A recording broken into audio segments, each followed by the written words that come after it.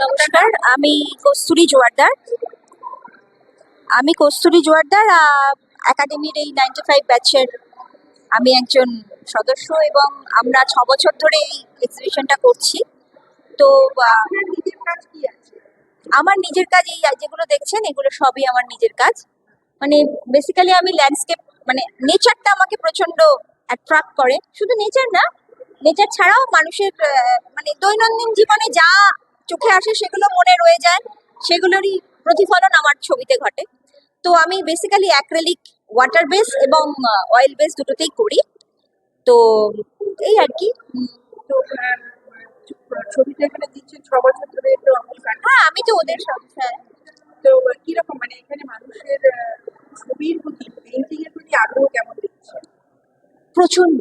Basically আমি তো বলবো যে একাডেমি অফ ফাইন আর্টসে আমরা প্রত্যেকবারই করি। তো এখানে আমি এতটা মানে মানুষের সাথে এতটা বেশি ইন্টারাক্ট হয় যে আমার প্রচন্ড ভালো লাগে এখানে এক্সিবিশন করতে। বিকজ সেলও হয়, মানে সেরকম আপনি তো জানেন যে আমাদের এই যতই বলুন বোম্বে দিল্লির মতন অতটা এখানে অতটা ছবি সেল হয় না। কি হয় না বলবো না, হয়, কিন্তু বুঝে হয়। কারণ আমরা কিন্তু এক্সিবিশনটা করি মনের আনন্দে। জাস্ট সবাই মিলে একসাথে সারা বছর আমরা অপেক্ষা করে থাকি এই দিনটার জন্য যে এক্সিবিশনটা আমরা করব। আমি এটাই দিতে চাই যে আমরা দৈনন্দিন যা দেখি, এমন না কিন্তু, মানে আমি আজকে 35 বছর ধরে এই জগতে রয়েছি। 35 বছর, মানে অনেকে এখন দেখছি যে ছবি আঁকাটা যেন সবার কাছে অত্যন্ত সহজ হয়ে গেছে, কিন্তু ব্যাপারটা তা নয়।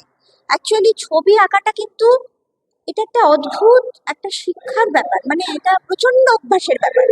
এই এত বছর ধরে ছবি আঁকার পর আমি এখনো আমি বলি যে আমি হয়তো কিছু শিখি, মানে এটা এখনো আমার মনে হয় যে আমি হয়তো এখনো কিছুই শিখতে পারলাম না।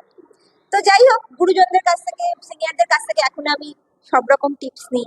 আর আমার হাজবেন্ড পার্থ জোয়ারদার, উনি তো আমার সব সময় আমার মানে আমরা একসাথেই বড় হয়েছি, একসাথেই পড়াশোনা করেছি। তো উনি আমার সিনিয়র ছিলেন।